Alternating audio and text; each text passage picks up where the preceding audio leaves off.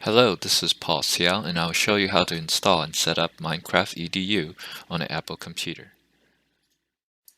The first thing you want to do is download Java for OS X. A pop-up will appear, and go ahead and click on the blue button, Download Anyway. Don't worry, you're not downloading a virus. Once it finishes downloading, you want to double-click on the DMG file to mount it to your computer. It is kind of like opening a zip file. Once the DMG file is mounted, you can access the installer, which is a package file.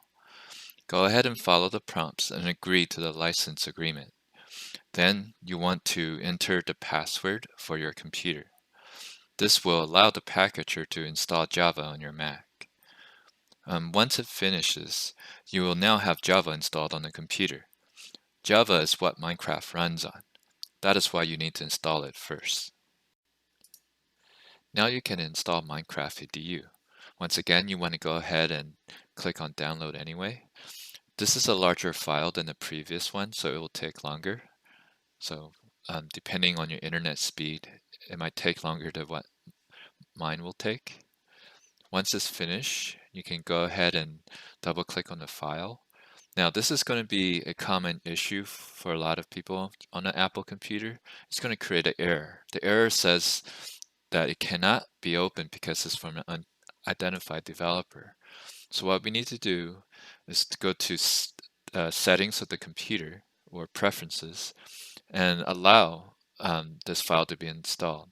So we want to go to security and privacy. So it's located towards the top row. It looks like a home button. If it's on the privacy tab, you want to go ahead and switch to general. You should see a notification that says Minecraft stable.jar was blocked. Go ahead and click on open anyway, and that will create another pop-up. Just want to make sure you want to open it. So go ahead and click on open the second time. Then from here, you can actually continue the installation process for MinecraftEdu. Go ahead and keep everything at defaults and just click on continue. And then from there, it will start installing the different components of MinecraftEdu.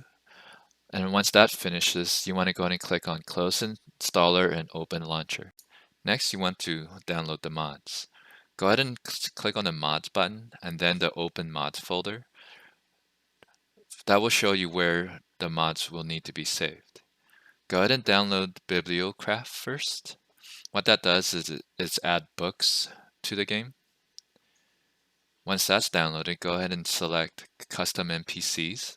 What that does is it adds computer characters that you can interact with in the game.